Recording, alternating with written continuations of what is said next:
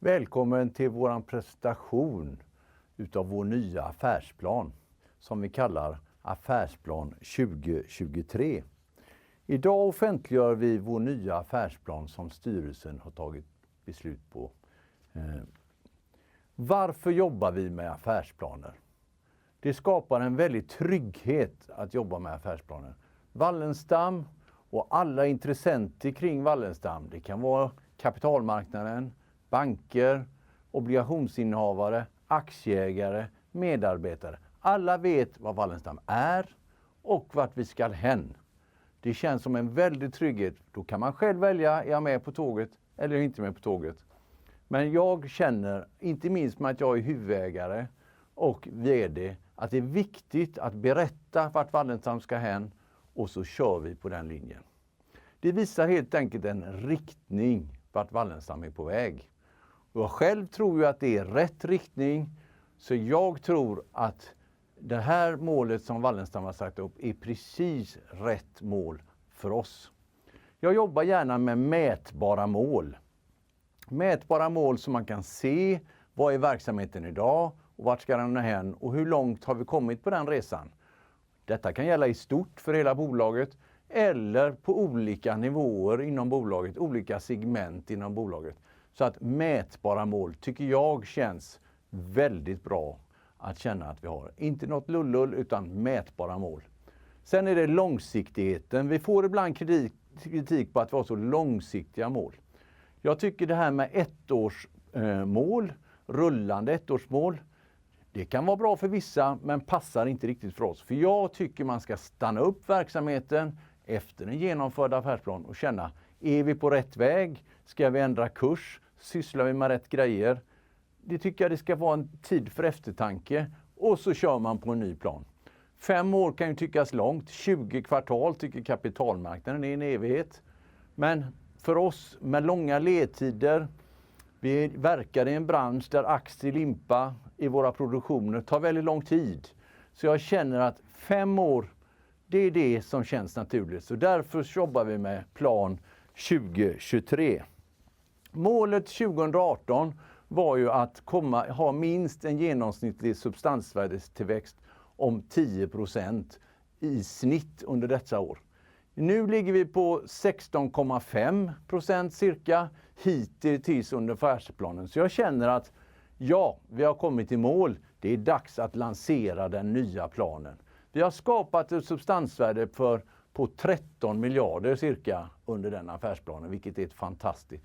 Mycket av eget arbete, mycket naturligtvis utav marknaden. Att fastighetspriser har gått upp, räntan har gått ner och så vidare. Och så vidare. Men väldigt stor del är också utav den kostnadseffektiva nyproduktionen, lönsam förvaltning, service på olika grader. Så alla medarbetare har bidragit på ett fantastiskt och engagerat sätt.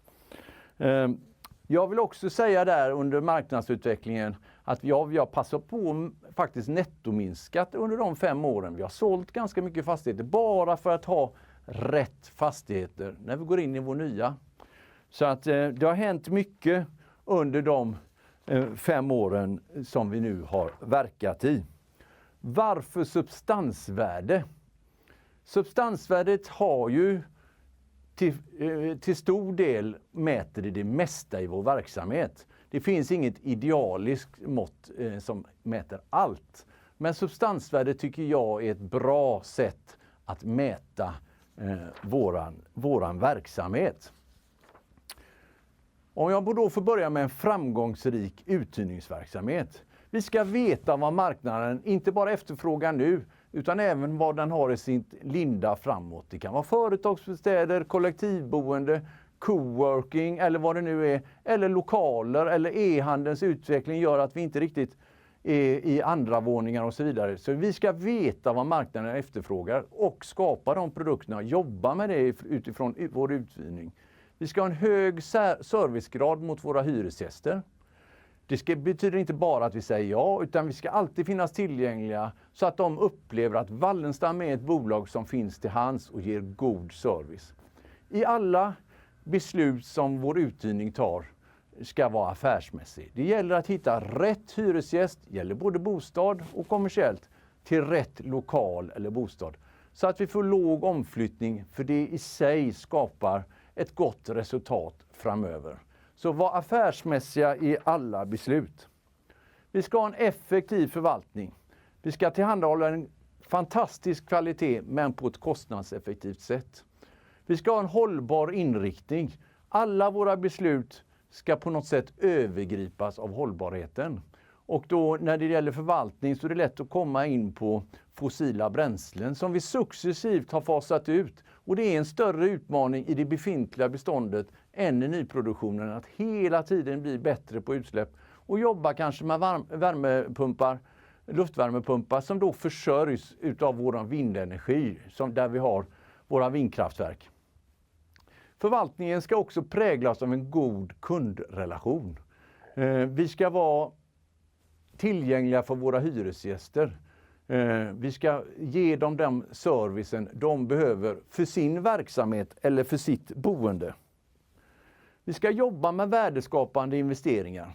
I dagsläget så är ju trygghet en stor fråga för våra bostadshyresgäster, också för våra kommersiella. Då ska vi våga investera i ljus på fasader och annat, kanske olika låssystem. Vi ska skapa trygga miljöer där människor kan vara och verka.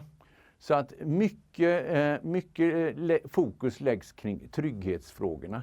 Men det gäller också att förädla vårt bestånd så när vi ser vad framtiden har att vänta, att vi vågar ta de investeringarna och anpassa beståndet redan nu. Och så här ska vi vara affärsmässiga i varje beslut. Så att det vi gör ska vi ha en effekt på att huset blir ökad kvalitet.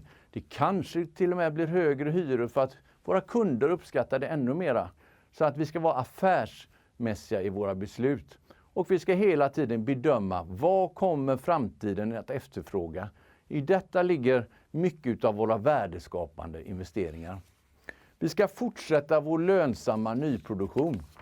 Vi ska skapa kvalitet på ett kostnadseffektivt sätt. Vi har våra 6% som riktmärken. Detta bara både för att bygga i bättre och sämre tider. Så att där ligger en stor utmaning att kanske bli ännu mer kostnadseffektiva nu när hyran har hela tiden ökat i nyproduktionen till exempel. Och då kanske det inte finns det utrymme på samma sätt. Då måste vi bli ännu mer kostnadseffektiva i vår bostadsproduktion. Vi måste också vara väldigt kostnadseffektiva när vi gör kommersiella investeringar. Vi ska göra alla våra investeringar på ett långsiktigt och ett hållbart sätt. Och inte minst kvalitetssäkra genom att vi har ju dem kvar i vår drift.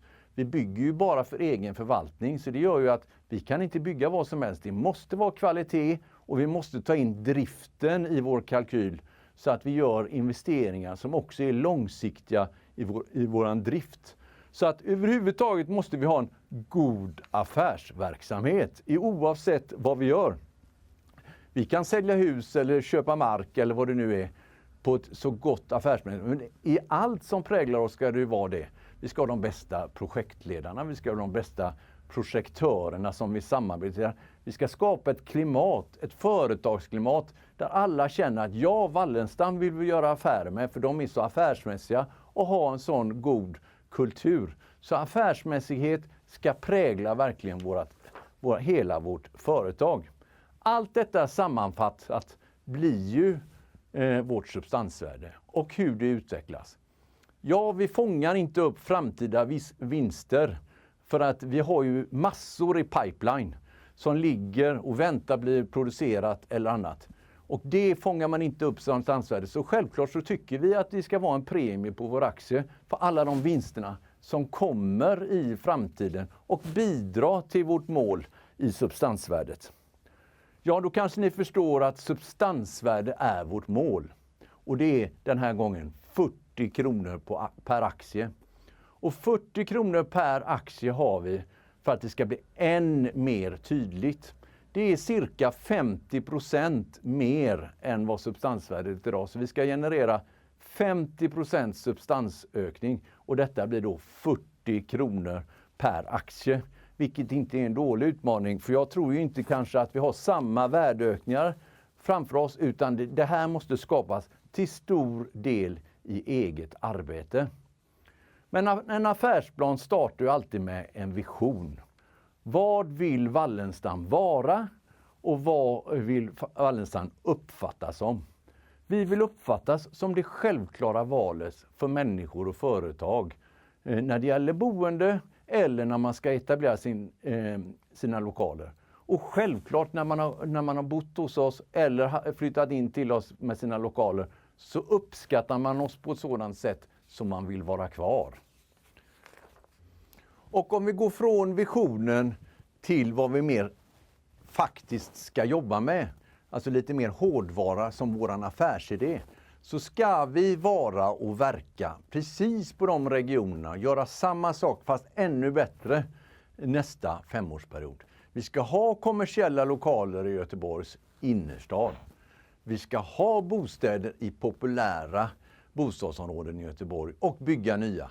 Vi ska ha i Stockholm i populära bostäder och bygga nya i Stockholm. Det ska vi fortsätta med och göra det bra.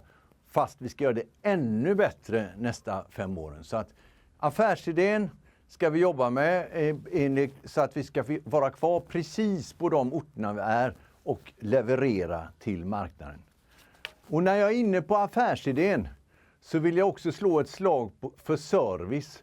Och när vi ser våra ledstjärnor så är det ju just servicebegreppet som nämns i första. Vi ska hela tiden bli bättre på service mot våra kunder. Så att vi ska jobba med att bli än mer tillgängliga och känna att kunderna verkligen litar och tycker att vi är duktiga på att leverera service. Vår största resurs är våra medarbetare. Det är en ofantligt engagerad medarbetarskara som finns i Wallenstam. Och detta ska vi ta vara på än mer och förstärka genom att vi byter ut vårt nöjd medarbetarindex till engagemangsindex. Detta för att vi har så engagerade medarbetare så att de ska verkligen fortsätta och även leda nya medarbetare in på den riktningen. Så vi ska känna att vi blir bättre och bättre i våra roller. Vi ska årligen minska vår miljöpåverkan.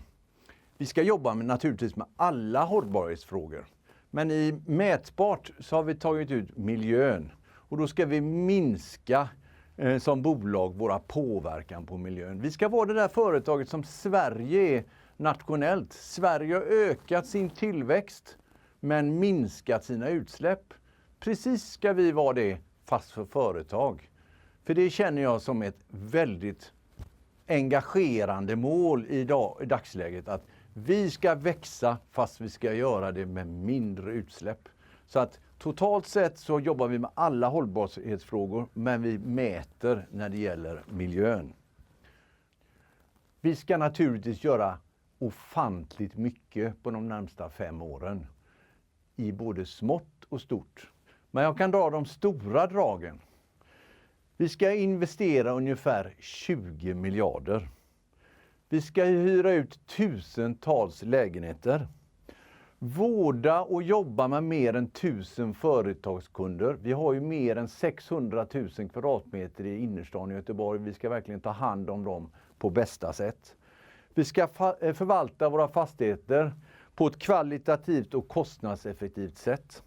Jobba med driften, både på ett effektivt och hållbart sätt. Fortsätta att bygga nya hyresrätter, ungefär i den takten som vi gjorde nu i år, 2018. Vi ska hela tiden utveckla oss och förbättra oss.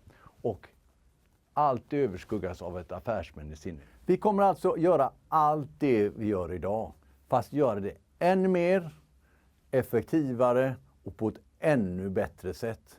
Och allt detta ska då skapa 40 kronor per aktie i substansvärdesökning över 5 år från idag. Jag tror att det är en jätteutmaning, inte minst därför jag tror inte vi har värdeökningar med oss på samma sätt som vi hade den gamla.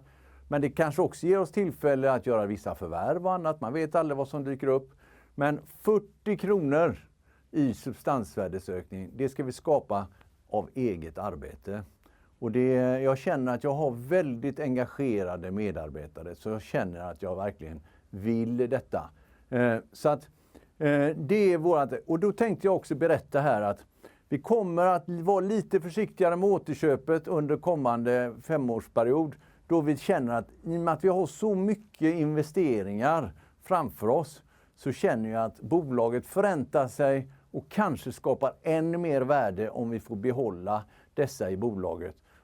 Utdelningen kommer vara som den är stilla eller ökande. Men återköpet kommer vi vara lite försiktiga med då vi känner att kapitalet gör ännu mer nytta i bolaget. Vi har också soliditetsgolv på 30%. Vi har idag 45% och det är ju naturligtvis väldigt stabilt. Men det känns ändå skönt att ha en botten ifall man vet aldrig i en framtid om vad som händer på marknaden. Wallenstam har massor av gott att luta sig mot. Men det allra godaste vill jag nog säga är mina engagerade medarbetare. Det är en oerhörd framgångsfaktor för Wallenstam att ha så duktiga och fantastiskt engagerade människor i stort sett på alla positioner. Vi har skaffat oss en finansiell styrka, inte minst för att vi har nettominskat ganska mycket under den här perioden och passat på att sälja fastigheter kanske när de har varit på topp, som vi har definierat. Det ska inte vara den långsiktiga innehavet för oss. Vi har nu en fantastisk fastighetsbas att stå på nu när vi ska gå in och expandera och växa ytterligare de närmsta 5 åren. Vi har en egen plan för egen tillväxt. Många är stressade idag, måste göra fastighetsaffärer och så vidare för att skapa ännu mer tillgångsflöde. Vi behöver inte det. Vi kan fortsätta att bara följa vår plan och investera i det som vi känner oss bekväma i. Alltså, vi kan vara i våran framgångsbubbla. Vi kan göra allting som vi har bestämt. Vi behöver inte oroa oss för våran omvärld, utan vi kan bara gå in och leverera det var och en ska göra inom vår bubbla. Självklart har vi ju en omvärldssyn och det är inte minst min uppgift att se vad som händer. Men det är Trump och det är handelskrig och det är nästan fysiska krig och det är tullar och det är ränta upp och ränta ner. Det är massor som händer i omvärlden. Men vi har en produkt som är enormt efterfrågad och vi har ett kostnadseffektivt sätt att leverera den. Och vi har fantastiska lokaler som alltid är väldigt fint skick och väldigt stor efterfrågan på. Så jag känner bara, är vi i våran bubbla och levererar det vi ska, så finns marknaden där och suger upp det vi kommer ut med. Så jag känner mig väldigt förväntansfull inom de närmsta 5 åren. Så att nu när jag kör min 8:e plan så känner jag att det ska bli wow. Tack för att du lyssnade och följ oss gärna.